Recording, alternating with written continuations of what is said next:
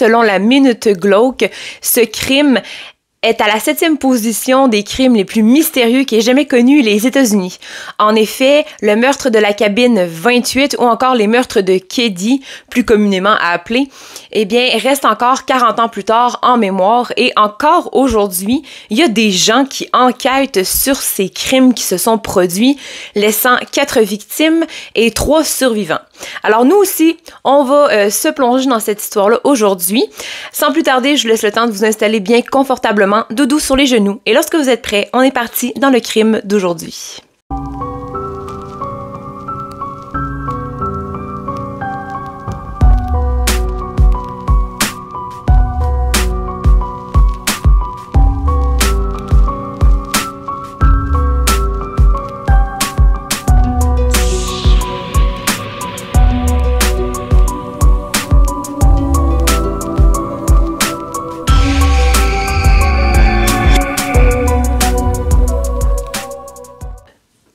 Donc, comme chaque histoire de crime, il y a un début. C'est par ce début-là qu'on doit commencer. Donc, on l'appelle souvent les meurtres de Keddie. Keddie, qu'est-ce que c'est? Keddie, c'est une petite bourgade paradisiaque qui est située aux États-Unis, dans le comté de Pluma, en Californie. C'est un endroit qui n'est pas vraiment une ville, ni même un village. C'est un endroit qui est apprécié notamment par les vacanciers, parce que les vacanciers ont souvent tendance à aller à cet endroit-là, donc à Keddie. Et à Keddie, il y a beaucoup de cabines, donc on peut appeler ça peut-être des petites maisons mobiles, des mobile homes, peut-être des chalets. Bon, ça ressemble à peu près à ça. Je vais vous montrer des photos à l'écran. C'est vraiment entouré d'une forêt. Et Keddie est situé entre les flancs des montagnes et la voie ferrée qui vont relier Salt Lake City et Oakland ensemble. C'est un endroit qui est très paisible. Les gens aiment beaucoup ça, s'y rendre l'été. Ça ressemble à un camp de vacances pour les enfants. Il y a vraiment beaucoup de forêts. Il y a même une rivière pas trop loin. Et c'est justement dans la cabine 28 que ce crime-là va se dérouler. Et encore une fois, 40 ans plus tard, on se rappelle la cabine 28 comme étant celle qui aurait accueilli, veut pas, 4 meurtres. Les gens aimaient tellement ça y aller, et ça n'a pas non plus fait exception pour Glenna Susan Sharp, qui avait à cette époque 35 ans. Elle était mère monoparentale de 5 enfants. Elle, Glenna, elle venait d'une autre petite ville. Elle avait fui son mariage qui, selon toutes les documentations que j'ai lues, était un mariage assez violent. Donc, elle subissait de la violence conjugale et un jour, elle a décidé de quitter la maison pour se rendre à Keddie, notamment parce que son frère Don y habitait. Il possédait une petite maison là-bas et il lui a fait connaître Keddie, qui était parfait pour elle. Un endroit très tranquille où tous les voisins se connaissaient. Donc, c'était parfait pour recommencer une vie à zéro avec ses 5 enfants. Donc, on a John qui avait 15 ans, on a Sheila qui avait 14 ans, Tina 12 ans, Rick 10 ans et Greg 5 ans. Donc, on s'entend que tous les jours, dans la maison, dans le mobile home, la cabine 28, c'était vraiment le free for all. Une mère monoparentale avec 5 enfants. Moi, j'en ai 2 et des fois, je suis épuisée, je suis plus capable. J'imagine pas, elle, avec ses 5 enfants, à quel point ça devait être vraiment des tornades tous les jours. Donc là, on sait que c'est à l'automne 1979 que Sue Sharp va quitter la maison familiale pour fuir son mariage qui est très violent. Donc son mariage qui est avec le père de ses 5 enfants, donc James Sharp. Et 8 mois environ va passer, tandis que la famille maintenant habite dans la cabine 28. Tout le monde s'est vraiment bien acclimaté à Keddie, notamment les enfants, c'est les personnes qui sont le plus faciles à s'adapter à leur nouvel environnement. Les enfants s'étaient fait des amis, ils se sont même fait des amis dans le comté de Pluma. Donc souvent, on sait que le plus vieux, John et Sheila, avaient l'habitude de faire de l'autostop pour se rendre dans le comté de Pluma pour aller voir leurs amis. Tandis que Greg et Rick, qui étaient les plus jeunes, eux, ils avaient des amis dans le coin, donc pas trop loin, là, à Keddie, dans le même resort là, où ils habitaient. On va se transporter maintenant dans la journée du 11 avril 1981, donc la journée du crime. Qu'est-ce qui s'est passé? Qu'est-ce qu'ils ont fait? Quel était leur va-et-vient dans le resort de Keddie? Donc, on sait que la journée va être une journée très typique de la famille Sharp. Il y avait beaucoup de mouvements dans la maison. C'était une journée vraiment normale, là. Donc, avec 5 enfants, un enfant va à tel endroit, un autre va à tel endroit, d'autres enfants invitent des amis. Donc, il y avait beaucoup de mouvements dans la maison, ce qui est très, très courant dans les familles qui ont beaucoup d'enfants. On sait qu'à 11h30, Sue et son fils Greg, donc son fils de 5 ans, vont quitter la cabane de leurs amis, donc la famille Mex, pour aller chercher Rick, donc celui de 10 ans, qui était à son entraînement de baseball à Quincy. Donc, c'était une ville très, très près, là. C'est à peu près à 15-20 minutes là, de Keddie. Autour de 13h30, en revenant de l'entraînement, Sue, Greg et Rick vont croiser John et Dana, donc John, le fils de Sue, qui est avec son amie de 17 ans, Dana, donc il est en train de faire de l'autostop. Donc Sue va embarquer son fils, évidemment, et Dana. Ils vont retourner à Keddie et on sait que même pas une heure après, là, à peu près, Dana et John ont retourné à Quincy pour aller voir d'autres amis. À 15h30, John et Dana vont être aperçus au centre-ville de Quincy par des témoins oculaires là, qui les auraient vus, accompagnés de d'autres amis. Donc là, Sue revient à la maison avec ses 2 garçons et là, la journée reprend. Là. On sait que Sheila, elle, la fille de 14 ans, elle va vouloir passer la nuit chez son amie, donc la cabane 27 qui est située tout près. C'est la maison des Seabolt. Et on sait aussi que Tina était chez les Seabolt là, pendant la journée du 11 avril, mais Tina, elle va rentrer à la maison. Donc là, dans la soirée, qui il y a à l'intérieur de la cabane 28? Il y a Sue, il y a Rick, Greg, Tina et Justin Smart. Justin Smart qui est l'ami de Greg et de Rick. On sait pas. On n'est pas certain de savoir s'il y avait John et Dana qui étaient déjà dans la maison, mais ça, on va y revenir un peu plus tard. On a 5 personnes qui se trouvent dans la cabane 28. Ils font une soirée pyjama, ils vont souper, ils vont regarder la télé, tout va bien aller. Et là, pendant la nuit du 11 au 12 avril, c'est une nuit très paisible. Tout se passe bien. On n'entend pas de bruit spécial. On va entendre les hiboux, la lune va être haute dans le ciel, les nuages, les étoiles, mais tout se passe plutôt tranquille dans le resort de Keddie. Ce n'est que le lendemain matin qu'on va se rendre compte que finalement, sous toutes les apparences, ce fut une nuit plutôt mouvementée. On se transporte maintenant au matin du 12 avril, alors que Tina, autour de 7 heures, va sortir de la maison des Seabolt pour retourner chez elle. Elle a déjà pris son déjeuner, elle est habillée, elle est prête à retourner à sa maison. Elle marche, pas très longtemps, la cabane 27 était tout près de la cabane 28, et plus elle s'avance et plus elle se rend compte que c'est très très calme autour et dans la cabane 28. Il n'y a pas de mouvement, la porte est fermée. Rick et Greg ne jouent pas dehors. Qu'est-ce qui se passe? Bon, elle se dit peut-être que sa mère a décidé de faire la grasse mat ce matin-là. Avec 5 enfants, à un moment, on a besoin de dormir. Elle va donc se rendre tout près du pas de la porte d'entrée. Et celle-ci est mal fermée. Donc, c'est quand même bizarre. Et elle remarque que les volets sont fermés. Elle va donc entrer dans la maison.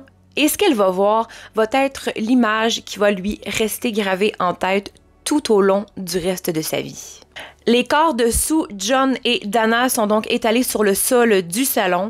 Le corps de Sue est partiellement caché par une couverture blanche, mais on réussit tout de même à savoir que c'était Sue qui était cachée. Le salon est taché de sang, tandis que Sheila, paniquée, elle est complètement horrifiée. Elle va sortir de la maison et retourner chez les Seabolt pour demander de l'aide. Le père de famille, donc James, va se rendre en courant vers la cabane 28. Il va entrer dans la maison, donc premier mauvais pas, il entre dans la maison, il va contaminer la scène de crime et il va essayer de constater, il va essayer de voir s'il n'y aurait pas des survivants. Mais John, Dana et Sue ne bougent plus. Ils sont froids. Donc, ce fut les 3 premières victimes à être découvertes de ce crime horrible. Mais là, il manque d'autres enfants. Il manque Tina, il manque Greg et il manque Rick. Où sont-ils? On sait que James va parcourir la maison pour essayer de trouver les enfants. Il va les trouver, ils sont dans leur chambre. La porte était fermée, donc il a dû ouvrir la porte. La chambre, elle est très sombre, les volets sont fermés. Il n'y a aucun mouvement dans cette chambre et il n'y a que le silence qui résonne sur les murs de cette chambre-là. James va s'avancer doucement, tranquillement et avec étonnement, avec grande surprise, les 3 garçons ont été épargnés. Les 3 garçons ne sont pas morts, ils ne sont qu'endormis. Avec tout le courage du monde, James, le père de famille Siebold, cabane 27, va sortir de la maison et va faire passer les 3 enfants par la fenêtre de cette même chambre pour les éviter qu'ils voient la famille, ou du moins une partie de la famille, qui a été assassinée brutalement. Maintenant, un peu de la scène de crime, elle est assez révélatrice, selon moi. Il y a des marques de couteaux qui ont été retrouvées à plusieurs endroits aléatoires sur les murs de la maison, sans vraiment précision. On sait que le corps de Sue était ligoté, donc aux mains et aux pieds, avec des câbles électriques. Elle a été retrouvée partiellement nue, donc de la taille jusqu'aux pieds. Sa petite culotte avait été insérée dans sa bouche et sa bouche avait été bâillonnée avec un bandana bleu. Elle portait un coup, donc une ecchymose à la tête, ce qui suggérait, avec, évidemment, les empreintes balistiques, que ce coup-là avait été fait avec une crosse de carabine. On sait par contre que sur le corps de Sue, il n'y avait aucune trace d'agression sexuelle, donc ce qui est vraiment assez étrange puisque sa culotte lui avait été enlevée, mais aucune trace. Il y avait du sang partout sur les murs, partout sur le sol. Le corps de Dana était étendu sur le ventre, la tête qui reposait sur un oreiller. Étrange de mourir de cette façon, se diront les policiers. On sait que Sue a été poignardée plusieurs fois à la poitrine et dans le cou. Cela a atteint son larynx et partiellement sa colonne cervicale. Donc, c'était vraiment des coups très, très forts, des coups de colère. On sait que John et Dana ont également été frappés avec un marteau. Cependant, la cause de leur mort est complètement différente. Donc, John est décédé puisque son cou a été tranché et Dana a été étranglée à mort. Donc, c'est ce qui a causé sa mort. Il y a un marteau ensanglanté ainsi qu'un couteau à steak, donc un couteau de boucher, qui a été retrouvé dans la maison. Le couteau à steak avait été plié à environ 30 degrés et ils ont été retrouvés les 2 sur le sol. Et là, avec l'enquête, on se rend compte que ce marteau-là, ce couteau à steak-là, venait de la maison. On continue de regarder un peu, on se rend compte que les volets sont tous fermés et également on se rend compte que le téléphone mobile de la maison a été débranché. Même les câbles avec lesquels les victimes, parce que les 3 victimes ont été attachées aux mains et aux pieds, ces câbles-là provenaient de la maison. Attention, il va se passer beaucoup de temps avant qu'on se rende compte qu'il y a un des enfants qui a disparu, Tina.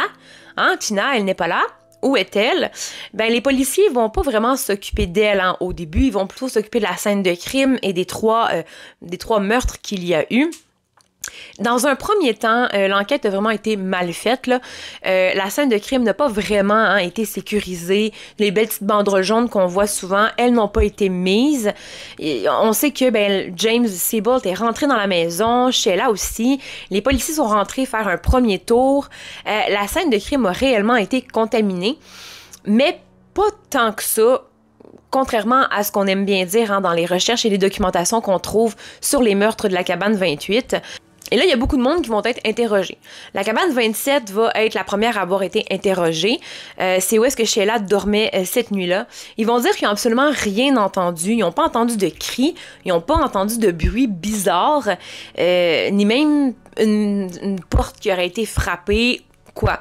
Il n'y a absolument rien qui a été vu, ni entendu. Alors que les crimes, selon la scène de crime, avec le sang qu'il y avait, avec qu'est-ce qu'on a fait des corps, semblait vraiment être un crime vraiment horrible et me semble un crime qui fait beaucoup de bruit. On sait également que les résidents de la cabane 16 vont être interrogés et eux, ils vont dire quelque chose d'un peu différent. Ils vont dire que vers 1h15 du matin, ils ont entendu des cris étouffés qui provenaient de la cabane 28. Comment ils savent que ces cris provenaient de la cabane 28? En fait, lorsqu'ils ont entendu les cris étouffés, ils ont décidé de sortir de leur cabane pour voir, fouiner un peu, et les cris semblait provenir de la cabane 28. Rick Sharp, donc le fils de 10 ans, va dire s'être endormi à 22h la veille et n'a pas été réveillé de la nuit, mis à part le lendemain par James Siebold qui est venu le réveiller pour qu'il passe par sa fenêtre. Au départ, Justin Smart va dire exactement la même chose que Rick. On va voir au fur et à mesure de la vidéo qu'il va changer sa version des faits plusieurs fois. Mais la première version, c'est qu'il s'est endormi autour de 22h lui aussi et n'a rien vu, rien entendu de toute la nuit. Il y a seulement le petit Greg, lui, qui n'a pas été interrogé. Évidemment, il a 5 ans. On peut pas vraiment interroger un enfant de 5 ans. Est-ce que son témoignage va être véridique, va être en ordre chronologique? Est-ce qu'il va pas plutôt mélanger des informations ou des souvenirs? On n'a pas préféré prendre de chance et on ne l'a pas interrogé. Donc, finalement, tous les voisins du resort de Keddie vont dire ne rien avoir vu, rien avoir entendu. Par contre, ce qu'ils vont dire, et ça va être pas mal général, c'est que le soir du 11 avril, autour de 21h, il y aurait une camionnette verte qui aurait été aperçue juste en face, garée en face de la cabane 28. Et c'est une camionnette que personne n'a jamais vue. Donc, les gens se sont demandé qui c'était, mais vu que Sue était nouvelle à Resort Keddie, peut-être que c'était un ou une amie qui venait de l'extérieur. Et là, on va parler un peu du témoignage de Justin Eason. Donc, depuis tantôt, je dis Justin Smart. C'est pour qu'on fasse la liaison, parce qu'en fait, Justin, il s'appelle Justin Eason, c'est le fils de Marilyn et c'est le beau-fils de Martin Smart. Et eux, ils habitent à la cabane 26. Donc, le témoignage de Justin Eason va changer plusieurs fois, comme je l'ai mentionné. Au début, il dit qu'il dormait, donc il s'est rendu compte d'absolument rien. Donc, son deuxième témoignage, par contre, va changer. Il va dire qu'il a rêvé à des meurtres. Il se situait sur un bateau et il y a des meurtres qui est arrivé. Il va dire qu'il y a eu une bataille entre Sue, Dana, John et 2 hommes qui avaient des lunettes de soleil noires ainsi qu'une monture en or. Il va dire également qu'il a vu le salon ensanglanté et qu'il aurait vu l'enlèvement de Tina, mais il n'arrive pas à se rappeler de tous les détails qui seraient peut-être même importants pour l'enquête. Son troisième témoignage, on va le mettre sous hypnose parce qu'on veut plus de détails, on veut savoir ce qui s'est réellement passé cette nuit-là. Et là, il va mentionner la même chose, qu'il a vu une bataille, il a entendu des bruits bizarres, il a décidé de se lever, il est allé voir, il s'est caché. Il aurait vu Sue, Dana et John en train de se chicaner avec 2 hommes inconnus, encore une fois. Ils ont des lunettes de soleil, ils ont une monture en or. Il y en a l'un d'eux portait une moustache et il avait les cheveux blonds foncés. Il mesurait environ 1m80, 1m88. Il va dire que l'autre homme était rasé de près, avait les cheveux noirs graissés vers l'arrière et mesurait entre 1m68 et 1m78. Et que là, pendant la bataille, Tina serait sortie de sa chambre avec un doudou dans les mains, elle endormie, elle aurait demandé qu'est-ce qui se passe et là elle aurait vu la bagarre, elle serait restée comme traumatisée un peu là dans son coin et les meurtres sont donc arrivés. Ensuite, les 2 hommes ont vu que Tina les a vus, et là, ils se sont demandé qu'est-ce qu'ils font avec, et là, ils ont décidé de la kidnapper. Donc, c'est ce que Justin va raconter lors de son 3e témoignage sous hypnose. Il raconte quand même beaucoup de détails. Il sait que John et Dana ont été attachés avec des câbles électriques. Il a vu le sang sur les murs, sur le sol.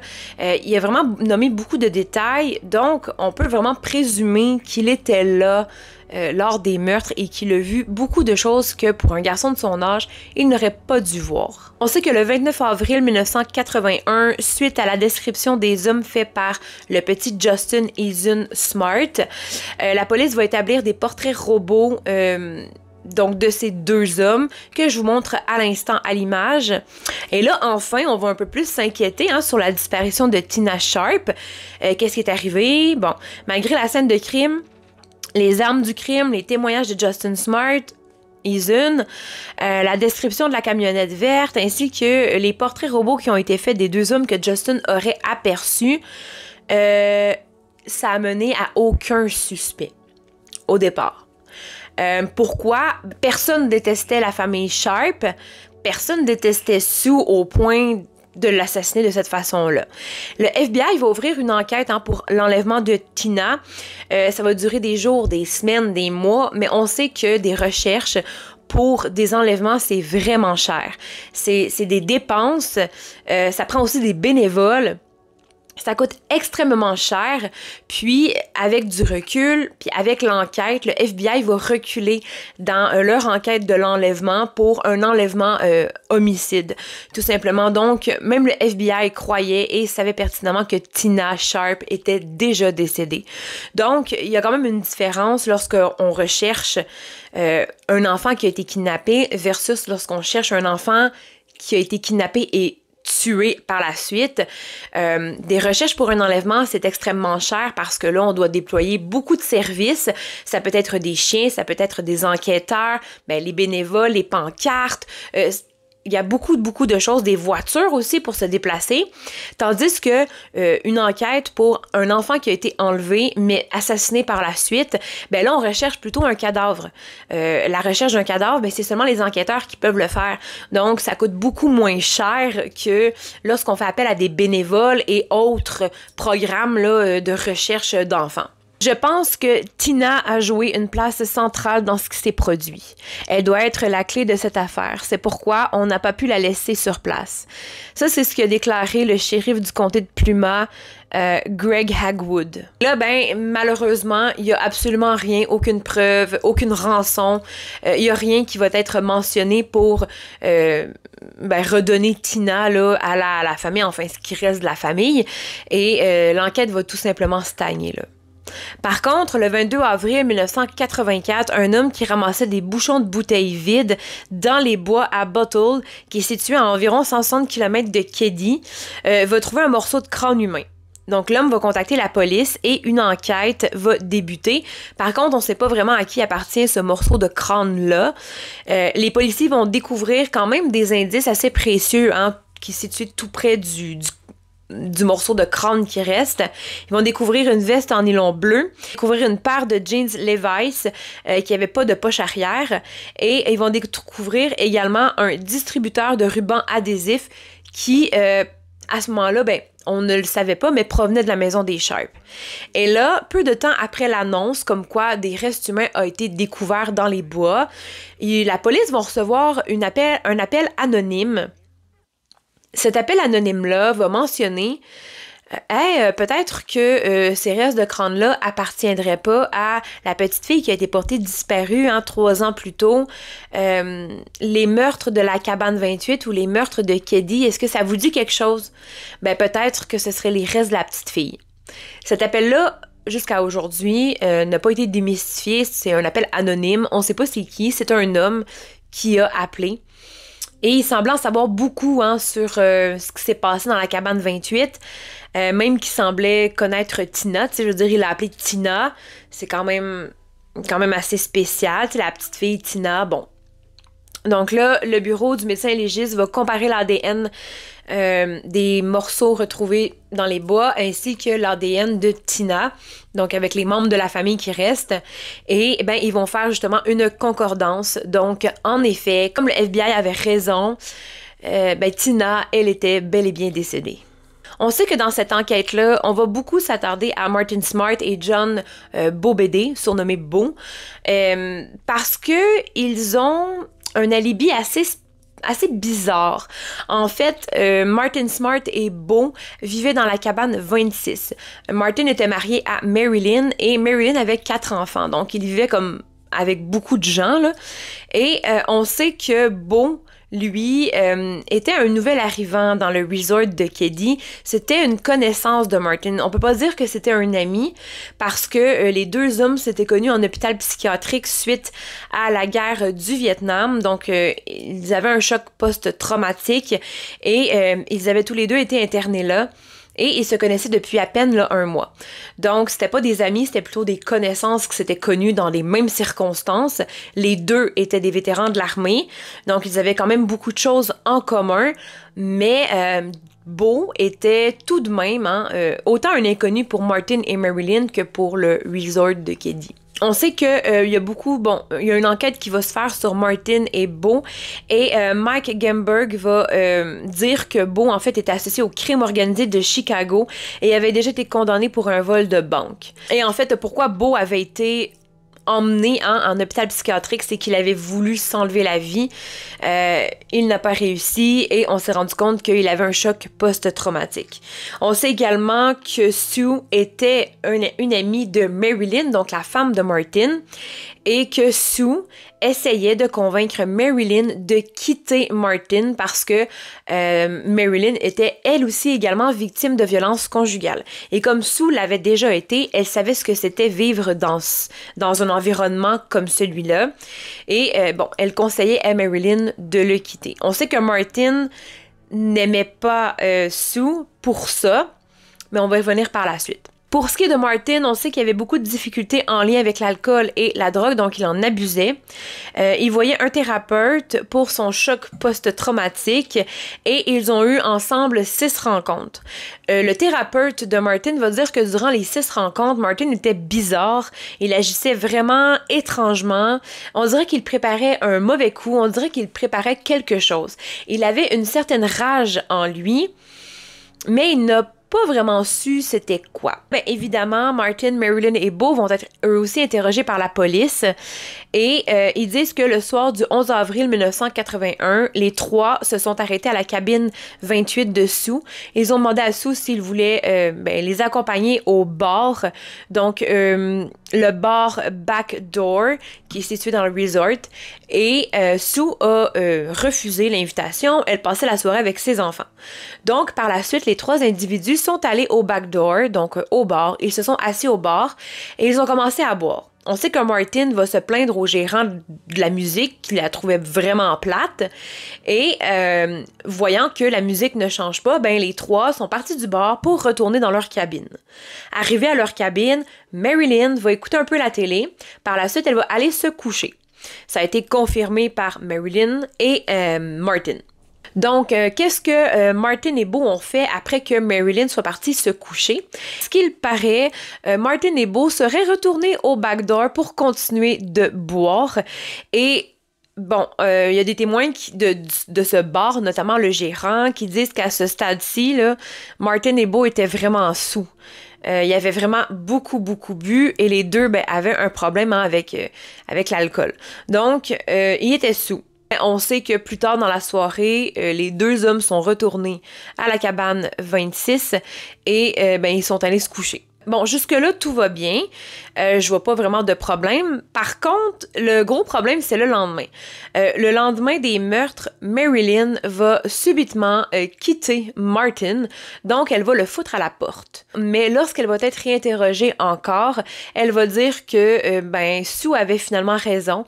Marilyn était victime de violences conjugales et elle en avait marre de se faire frapper, donc elle a préféré mettre son mari dehors et de demander le divorce. Ce C'est quand même une drôle de coïncidence, puis on sait que le DOJ va porter suspicion sur Martin et Beau, et c'est vraiment à partir de là qu'on va commencer à s'acharner sur ces deux-là, parce que leur alibi est weird, ils ont un comportement weird, et avec ce qu'on sait, ce que Sue disait à Marilyn, ben Martin aurait pu avoir la rage contre Sue qui essaie de lui enlever sa femme. Donc, ça pourrait être quand même un alibi, surtout pour un homme comme ça qui est instable. Bon, c'est pas toutes les personnes instables qui vont assassiner des gens, mais Martin, dans son cas, c'était quelqu'un de vraiment instable. Et en plus de ça, ben, il pourrait voir dans le comportement de Sue quelque chose qui est contre lui, donc de la provocation, et ça aurait pu justement le provoquer au point de le mettre en colère et d'assassiner Sue. Mais finalement, John, Dana et Tina, sont juste des dommages collatéraux puisqu'ils étaient là. Mais je pense que la victime principale de ce meurtre-là était évidemment Sue. On sait que le 17 avril 1981, le DOJ va faire passer un test polygraphique à Martin et il va le réussir. Martin et Beau et Marilyn vont donc être écartés comme suspects. Ils vont avoir l'approbation, l'autorisation du DOJ de pouvoir quitter la ville s'ils le veulent, de continuer leur vie tout simplement. Je crois un mois et demi après les meurtres, Martin va finir par quitter Keddie. Donc, on sait que le lendemain des meurtres, le 12, Marilyn va le foutre à la porte, avec Beau, évidemment. Et par la suite, là, on sait qu'un mois va passer, un mois et demi à peu près. Martin va finir par quitter. Il va quitter Keddie pour partir habiter à Reno, au Nevada. Et il va envoyer des lettres à Marilyn parce qu'il veut vraiment, vraiment la ravoir. Il ne veut pas divorcer. C'est impossible pour lui de vivre sans Marilyn. Et il y a une phrase dont tout le monde connaît, j'imagine bien, là, va rester gravée en tête dans l'enquête.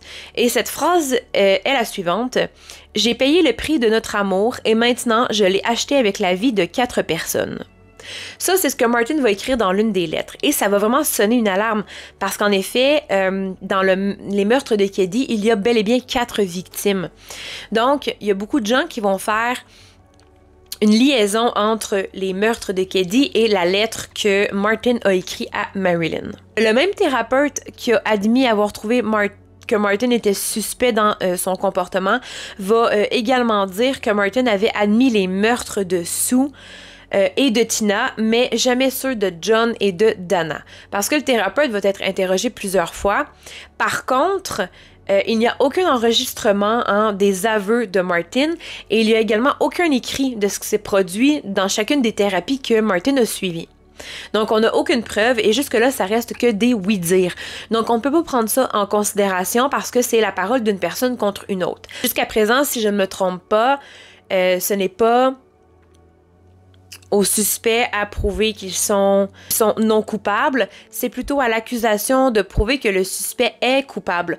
Donc Martin n'a rien à prouver et ces dires-là, on n'a jamais vraiment pu les confirmer. Le 4 juin 1981, là je sais, je reviens, je repars, je reviens, bon, passé, présent, mais c'est quand même des événements très importants. Le 4 juin 1981, il y a un homme du nom de Davis qui va être interrogé.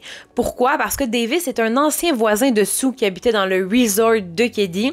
Il va dire que, en fait, Davis est déménagé 2 semaines avant le meurtre de Keddie. Et il va dire que 2 semaines avant, 3 semaines avant son déménagement, il a entendu Sue et un homme se disputer très violemment dans la cabane 28. Donc, c'était bel et bien la voix de Sue. Bon, il avait reconnu sa voix. Et c'était la voix d'un homme qu'il n'avait jamais entendu. Et la dispute aurait commencé autour de 22 heures et elle aurait duré en moyenne à peu près 30 minutes. Donc, selon ce que lui a entendu. Mais qu'est-ce qui s'est passé avant 22 heures? Qu'est-ce qui s'est passé après 22h30?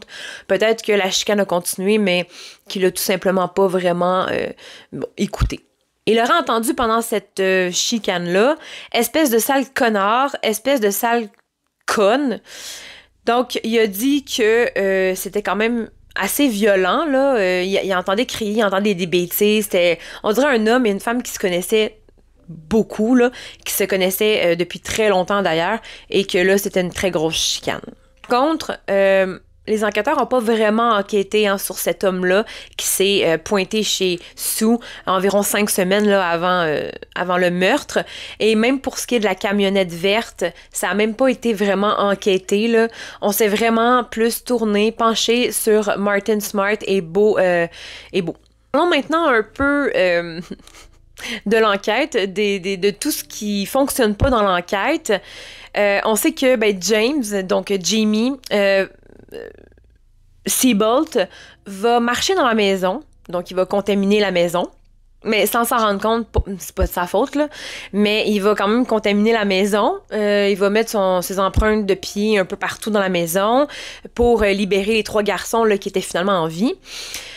Pendant les interrogations, les enquêteurs Krim et Bradley vont noter plein d'incohérences lors des interrogatoires de Beau, mais ne vont pas enquêter. Donc là, Beau va mentionner être un ancien policier de Chicago à la retraite après 18 ans de service. Beau avait donc, selon ses dires, sans vraiment le dire, mais aussi sans faire de calcul de son mensonge, qu'en fait, il aurait commencé ses services dans la police à l'âge de 8 ans. Mais les enquêteurs ne vont pas réaliser, ne vont pas catcher ce gros mensonge-là qui manquait énormément de calcul.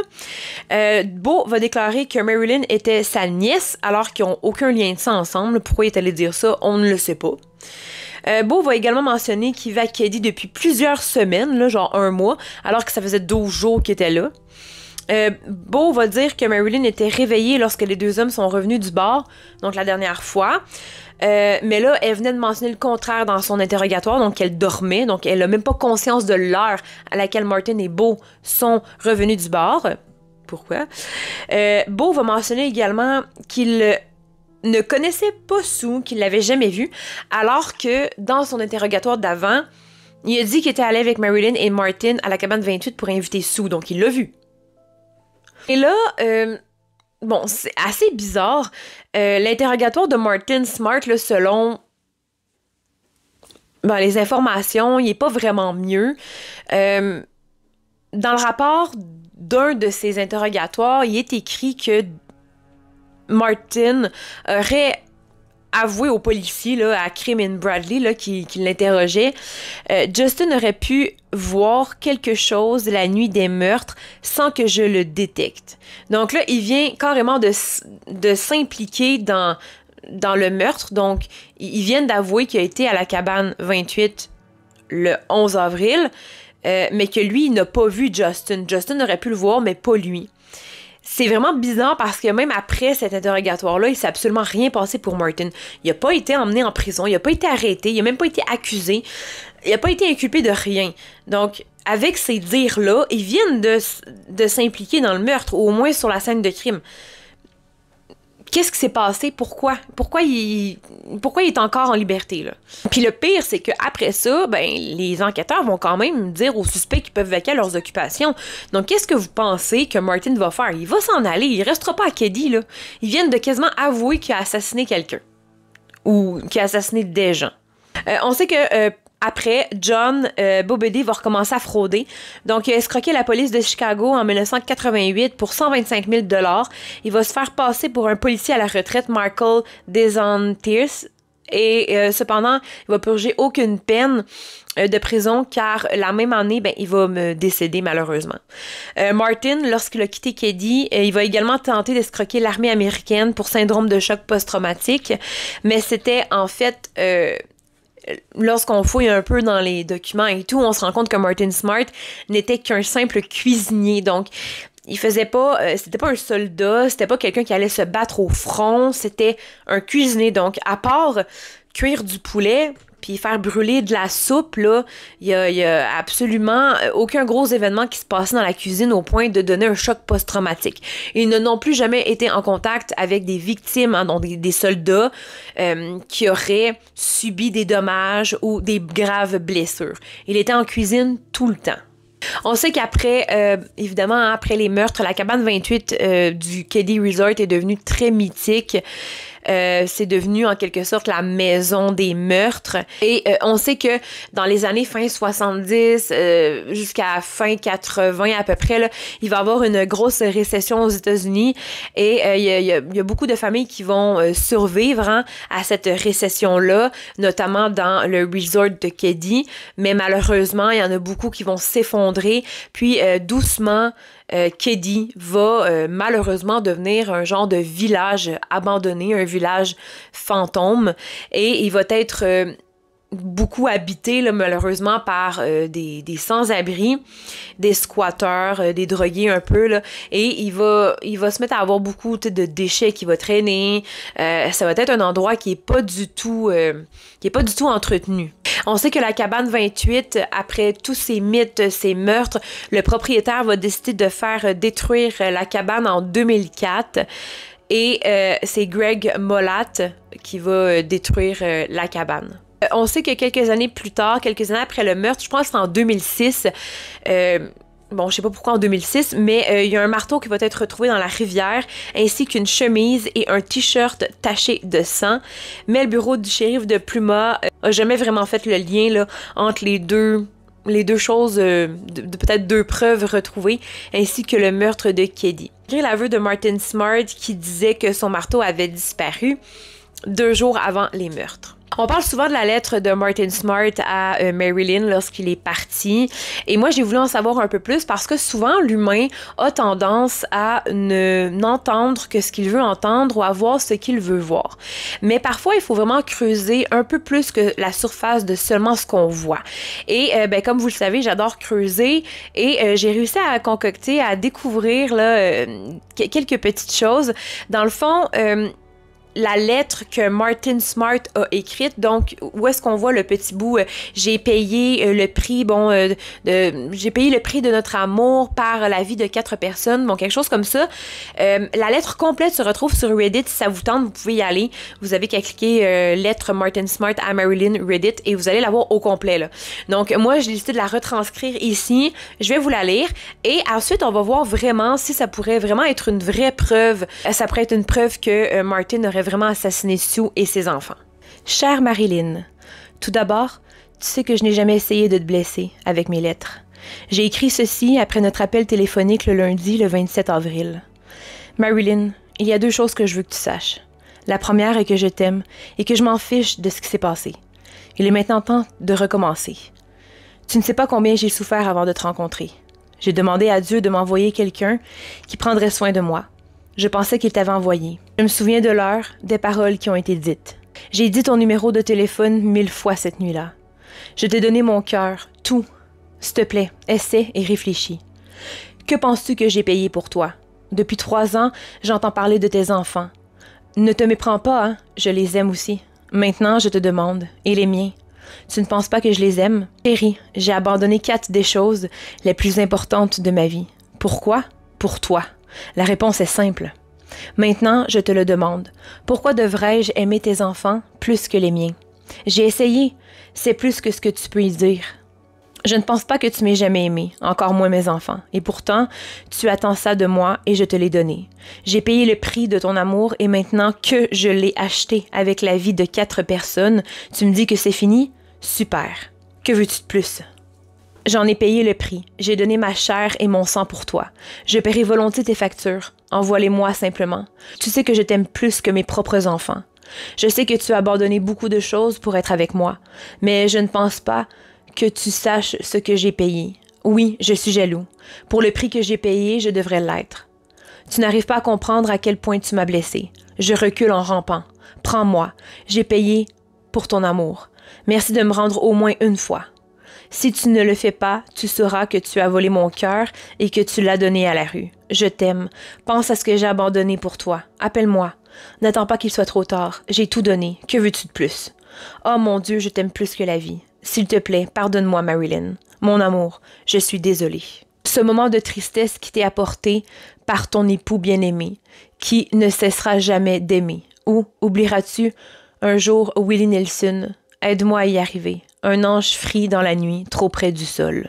Donc, à aucun moment dans cette lettre, je retrouve peut-être un mot ou une petite phrase qui ferait en sorte que, ah ben oui, Martin a assassiné Sue ainsi que 2 de ses enfants et Dana. À aucun moment je vois ça dans cette lettre. Moi, je vois plutôt une lettre d'amour. Et en fait, ce qui m'a vraiment fait tilter, c'est qu'à un moment, il dit... tu ne sais pas à quel point tu m'as blessé.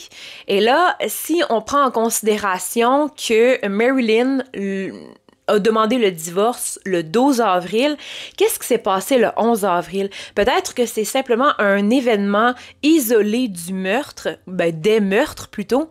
Et moi, je sais pas, Beau, il était dans la maison, il était là. Est-ce qu'il se serait passé quelque chose entre Beau et Marilyn? Parce qu'à un moment dans la lettre, Martin dit « Ben, je te pardonne. Je me fous de ce qui s'est passé. Je veux recommencer. » Donc, qu'est-ce qui s'est passé? Tu sais, je veux dire, si c'était lui qui avait assassiné Sue et les enfants, pourquoi il dirait « Je me fous de ce qui s'est passé, je veux recommencer ». C'est comme si... d'un côté, il pardonnait Marilyn d'avoir fait quelque chose. Qu'est-ce qu'elle a fait? Bon, ça peut être elle qui aurait assassiné Sue et les enfants, ou peut-être qu'il se serait passé une infidélité entre Marilyn et Beau. Et là, souvent, lorsqu'on fait des recherches sur les meurtres de Keddie, le bout de la lettre va souvent revenir.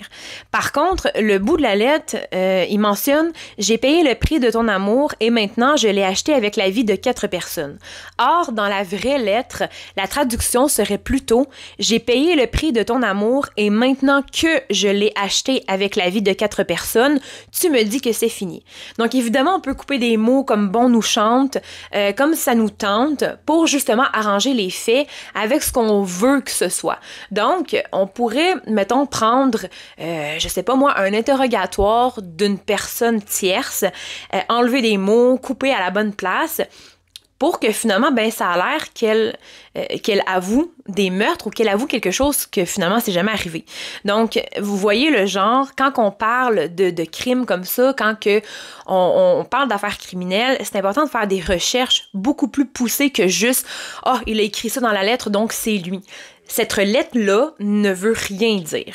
Cette lettre-là, lorsqu'on la lit au complet, n'est pas un aveu de culpabilité, n'est pas un aveu des meurtres, c'est seulement un homme qui est en amour fou avec Marilyn, qui se fiche de ce qui s'est passé, qui la pardonne. Pardonne de quoi? On ne le sait pas, parce qu'on sait qu'il a écrit 3 lettres. Les 2 autres lettres, je les ai pas trouvées, peut-être sur Reddit encore une fois. On sait que cette lettre-là, Marilyn n'était même pas au courant parce que au moment où la lettre a été envoyée, donc du Nevada, et qu'elle est arrivée à Keddie, Marilyn n'habitait déjà plus à la cabane 27. Donc la lettre a été envoyée à la cabane 27, tandis que Marilyn n'était plus là, donc elle ne l'aurait jamais vue, cette lettre-là. Et moi, je me dis, si Martin... n'était pas au courant que la police un jour verrait cette lettre, il l'aurait avoué. Parce que la lettre était destinée à Marilyn. Lui, il savait pas qu'elle déménagerait. Donc, il aurait avoué ou il aurait mentionné quelque chose qui ferait en sorte que c'est un bon suspect. Mais là, dans cette lettre-là, j'ai absolument rien vu de bizarre. Dites-moi ce que vous en pensez. Là, on sait que l'enquête continue. Elle continue encore aujourd'hui, 43 ans plus tard.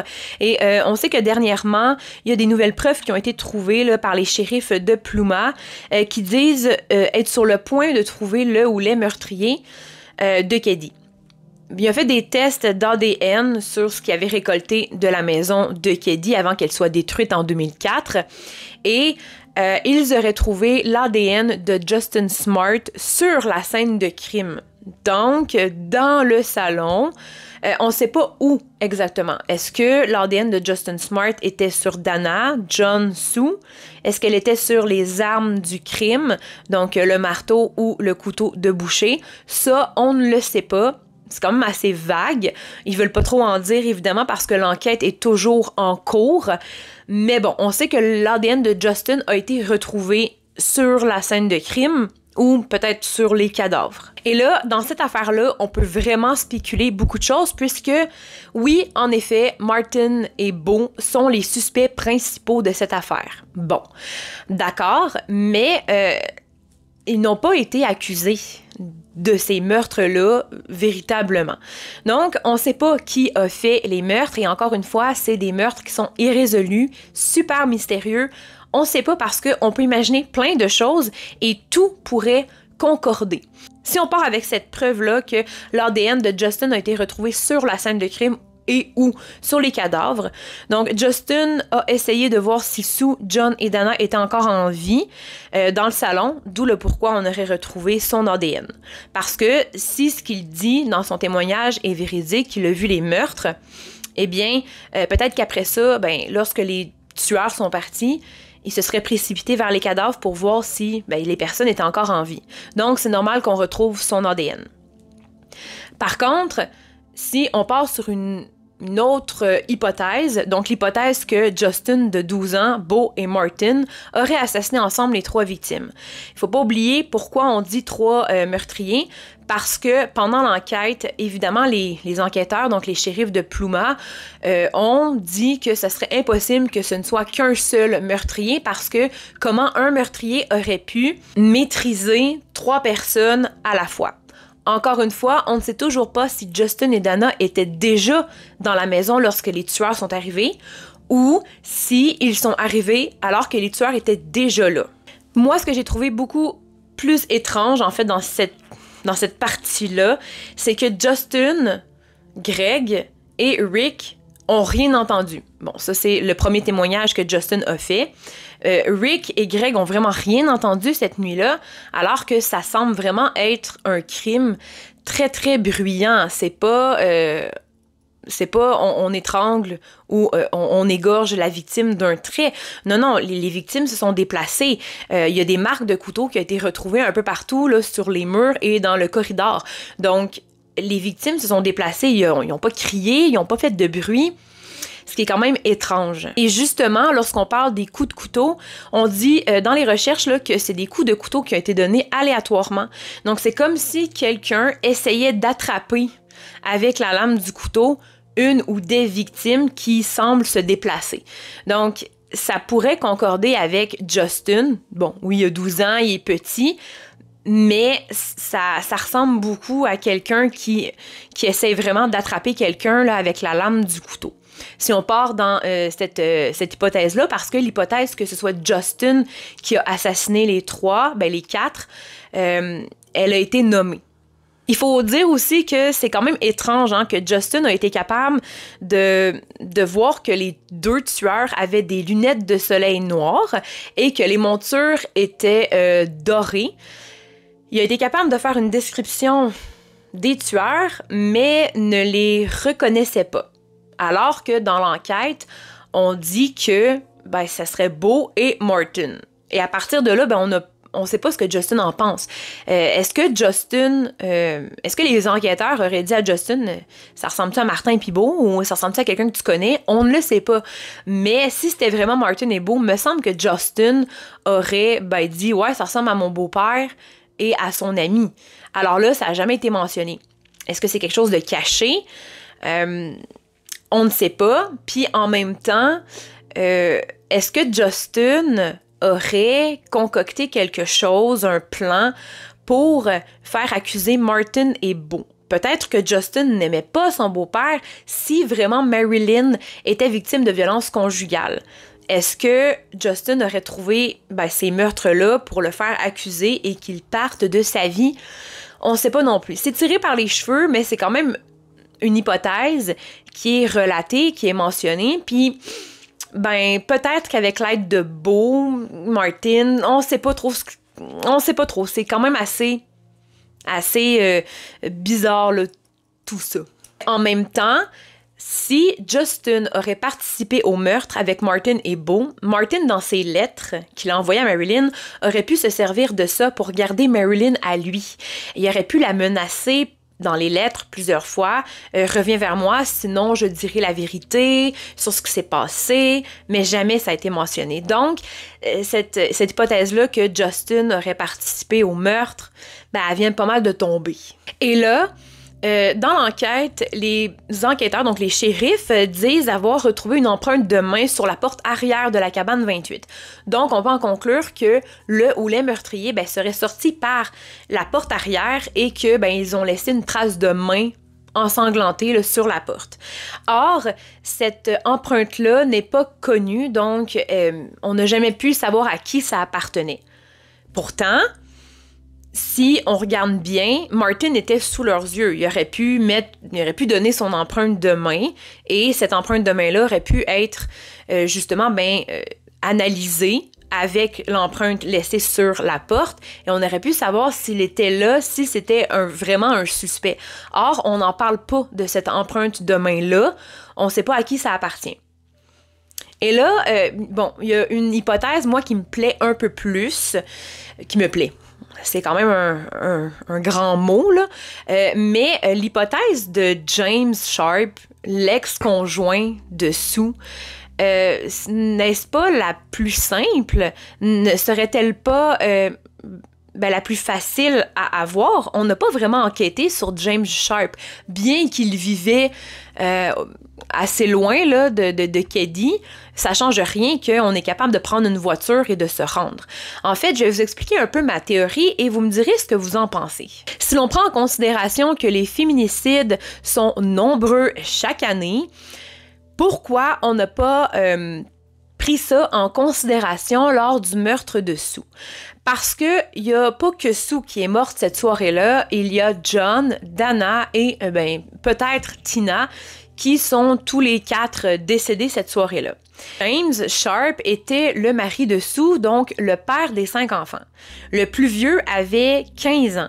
Donc, on sait que James Sharp et Sue se connaissaient depuis minimum 15 ans. En 15 ans, on apprend à connaître une personne. En 15 ans, on apprend à connaître également sa famille.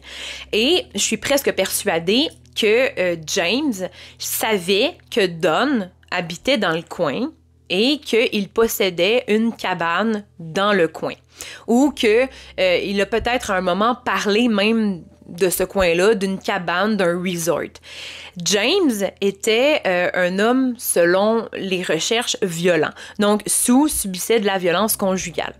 Et si on part sur la base que il y a beaucoup de féminicides qui sont faits, oui, il y en a beaucoup qui sont faits lorsque les 2 personnes sont encore ensemble, mais encore plus lorsque les 2 personnes ne sont plus ensemble, mais on peut prendre en considération que James aurait tout simplement cherché Sue et qu'il l'aurait finalement trouvée et que la camionnette verte qui a été aperçue a pu être celle de James Sharp, qui est venu pour essayer de la reconquérir, pourquoi pas. Et finalement, ça n'a pas marché et ça a fini en grosse dispute. Il serait tout simplement parti. Parce que on sait aussi que Martin a tout fait pour garder Marilyn. Et si Marilyn, elle aussi, était victime de violences conjugales, Martin a tout fait pour garder Marilyn. Pourquoi c'est pas la même chose avec James? Vous voyez un peu où je veux en venir, la comparaison des deux. Pour moi, c'est quelque chose de très crédible et c'est un comportement que beaucoup d'hommes qui font vivre de la violence conjugale à leurs femmes, leurs copines, vont essayer de faire. Donc, la lune de miel, lorsque celle-ci est finie, ça retombe. Puis, après ça, il y a encore la lune de miel qui revient. Et, je vais changer, je t'aime, je ne veux pas te perdre. Mais là, Sue n'a pas embarqué. Donc, James, il est parti. 5 semaines plus tard, il décide de revenir pour réessayer encore une fois. On sait que dans ce scénario-là, James n'a pas amené d'armes, mis à part la carabine, l'arme. Je sais pas c'est quelle arme, mais on sait que Sue, elle a été frappée avec une crosse d'arme. Donc, il y avait au moins une arme avec lui. Bon, peut-être qu'il la traînait sur lui tout le temps. On sait, les États-Unis, ils se promènent avec des armes, surtout dans les années 70, 80, 90, là, quand il y a un pic de violence, un pic de crime, d'homicide, il y a souvent une grosse folie qui va s'installer et les gens vont se mettre à marcher dans la rue ou se promener avec une arme pour se protéger. Donc, on peut partir sur le fait que James avait au moins une arme, peut-être dans sa voiture, ou qu'il la traînait sur lui. Mais il n'y avait pas d'autres armes avec lui. Parce qu'on sait que dans la maison, les armes qui ont été utilisées pour assassiner les 3 victimes provenaient de la maison. Donc, le marteau provenait de la maison, les câbles électriques provenaient de la maison, ainsi que le couteau de boucher qui provenait de la maison. Donc, James, c'était pas prémédité. Il se rend chez Sue, il essaie de la convaincre de revenir, que en 8 mois, il a fait des thérapies, que tout va bien. Mais Sue, non, elle aime sa nouvelle vie comme elle est, elle refuse catégoriquement. Il y a une chicane qui va s'installer, ils vont se disputer très violemment. Mais là, il faut pas trop faire de bruit parce que les enfants dorment. Il y a Rick, Greg et Justin qui dorment dans la chambre. Il y a Tina qui dort dans sa chambre. Selon moi, dans cette simulation-là, John et Dana ne sont pas encore arrivés de Quincy. Et là, dans cette situation-là, ce qui serait très probable, c'est que comme beaucoup d'hommes, bon, là, je généralise, mais beaucoup d'hommes qui vont subir de la violence conjugale à leurs femmes vont menacer de se suicider. Et ça, on l'a vu plusieurs fois. Donc peut-être qu'avec l'arme, il menace et dit à Sue que si elle ne veut pas revenir avec lui, il va se suicider. Et là, il y a une grosse bagarre qui éclate, une chicane, et là, il va entrer en colère parce qu'elle ne fait pas ce qu'il veut qu'elle fasse. Il va la frapper avec la crosse de son arme. Elle va donc s'évanouir. Pendant qu'elle est évanouie, James va en profiter pour débrancher le téléphone. Évidemment, il va prendre les câbles électriques et il va attacher sa victime. Donc, il va attacher Sue. Et là, il y a une pulsion sexuelle également qui va embarquer. Et il va donc la déshabiller. Il va enlever sa culotte parce qu'elle était en robe de nuit. Donc, il va enlever sa culotte et au moment où il enlève sa culotte, elle revient à elle et là, elle se met à crier. Et la seule chose qu'il trouve pour qu'elle ne crie pas, il a sa culotte dans ses mains. Donc, il enfonce sa culotte dans la bouche de Sue pour l'empêcher de crier. Et il va attacher la bouche pour ne pas qu'elle recrache la culotte avec un bandana bleu. Peut-être que le bandana bleu était à lui. Ça, encore une fois, on ne le voit pas dans les recherches. Je ne l'ai pas trouvé. C'était à qui, ce bandana-là? Mais il va faire ça justement pour bâillonner la bouche de Sue pour ne pas qu'elle crie. Et là, elle continue quand même de crier. Là, lui, il va rentrer en panique parce que son but, c'était pas ça. Là, c'est loin. Là. On est trop loin là, dans le scénario. Il peut pas reculer, il peut pas dire « je suis désolé ». Elle risque de faire une plainte. Donc, il va à la cuisine, il cherche quelque chose, il trouve un couteau, il revient, il la menace de se taire, d'arrêter de crier. Et elle n'arrête pas, elle se débat farouchement. Et là, il la poignarde. Et là, après l'avoir poignardé, il est honteux. C'est l'adrénaline qui redescend. Il vient de réaliser ce qu'il a fait.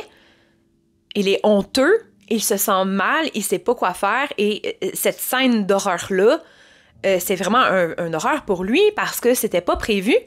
Donc, il va abrier le corps de Sue avec la première couverture qu'il voit, la couverture blanche du salon, pour venir cacher ce qu'il vient de faire. John et Dana arrivent à ce moment-là. John et Dana sont traumatisés, sont sous le choc, et là, ils vont tenter de se défendre. Mais je pense que si c'est James qui a réellement fait ces crimes-là, la première à avoir été attaquée, selon moi, ça serait Dana. Donc, ce qu'il va faire, c'est qu'il va trouver un marteau qui est dans la maison, parce que le marteau était dans la maison, et il va frapper Dana et John avec ce marteau-là. Il va frapper Dana en premier. John va essayer de s'enfuir, d'où les traces de couteau aléatoires sur le mur qui a été faites. Peut-être que John courait ou essayait de se déplacer. Et là, James va attaquer John en essayant de le toucher avec la lame de son couteau. Il va finalement finir par le frapper avec le marteau. Et John et Dana, eux aussi vont être attachés avec des câbles, donc qui provenaient de la maison, aux pieds et aux mains. Et là, il n'y a pas le choix. John a vu son visage. Il sait que c'est son père. Il n'y a pas le choix. Dana aussi, il a vu son visage. Il n'y a pas le choix. Il faut qu'il élimine ces victimes-là malheureusement. Et ben John et Dana, un coup qu'ils sont attachés, ils vont être poignardés. John va mourir sous les coups de poignard, mais pas Dana. Donc là, James, il a donné des coups de marteau, il a poignardé, il est pas mort encore. Donc, ce qu'il fait, c'est qu'il va l'étrangler manuellement et finalement, ben, Dana va mourir.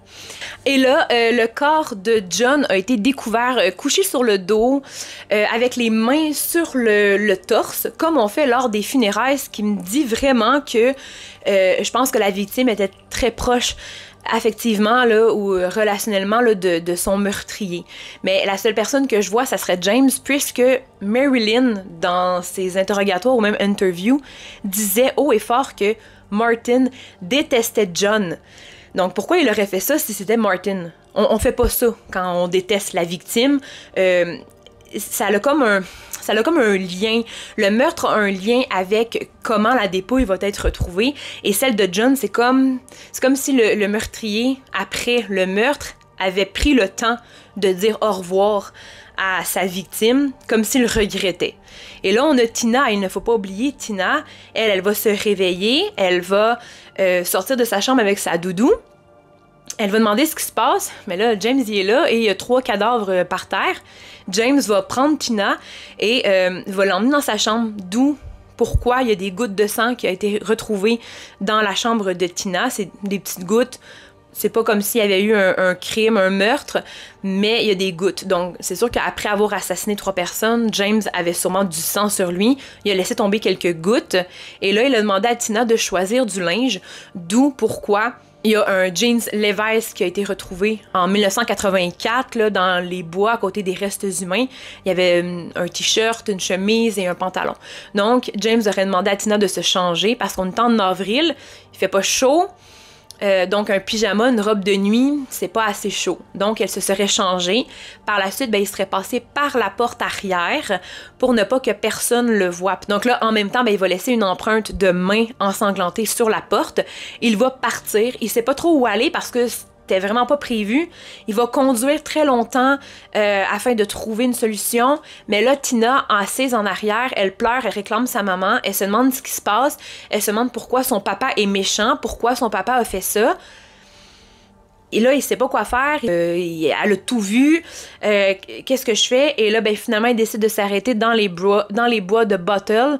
Et ben là, finalement, c'est là qu'il va assassiner sa petite fille. D'où le pourquoi elle a été kidnappée au départ, parce que ben c'était pas ça le but. Le but n'était pas de tuer, le but était de récupérer.